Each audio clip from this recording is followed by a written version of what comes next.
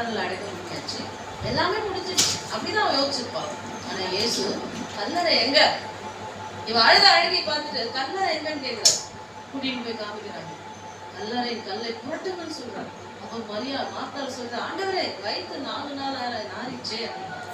இல்ல மகளே, நீ சும்மா இரு அப்படின்ட்டு அந்த இடத்த வேலைக்காரங்க கல்ல சீஷர்களை புரட்ட சொல்றாரு. அப்ப இங்கிருந்தே ஒரு வார்த்தை சொல்லு, லாசருவே வெளியே வா அப்படின்னு சொல்றாரு.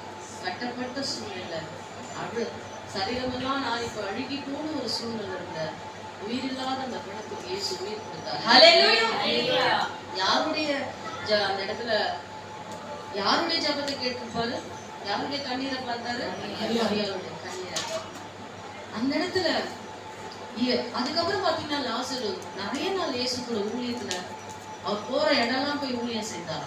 யூதர்கள் இயேசுவோடு கூட அவரையும் கொலை செய்து தேடினாங்க. ஏன்னா இந்த லாசரை உயிரோடு எழுப்புனதுக்கு அப்புறம் யூதர்கள் மத்தியில எருசலேமில மிகப்பெரிய ஒரு எழுப்புதல் வந்தது. ஹல்லேலூயா.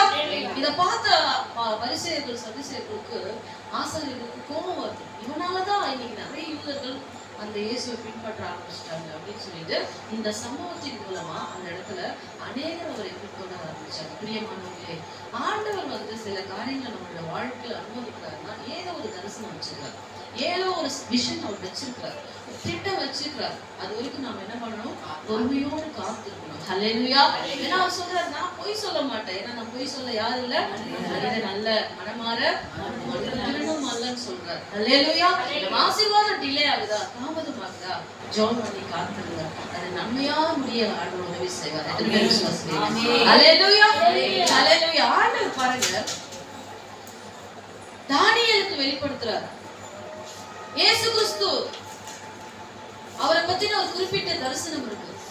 என்ன தரிசனம்? இயேசுவை பத்தின குறிப்பிட்ட தரிசனம் இருக்கு.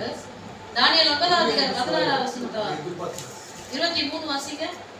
நீ மிகவும் பிரியமானவர். தானியேல் இந்த இடத்துல ஜெபிச்சிட்டு இருக்காரு. ஒரு தூதன் தேடி வராரு. வந்து தானியேலை பார்த்து என்ன சொல்றாரு? வாசிங்க. நீ மிகவும் பிரியமானவர், நீ மிகவும் பிரியமானவன், ஆதலால் நீ வேண்டிக்கொள்ள தொடங்கின போதே கட்டளை வெளிப்பட்டது. ஹல்லேலூயா. தானியேல் ஜெபிச்சிட்டு இருக்காரு. ஜெபம் பண்ணி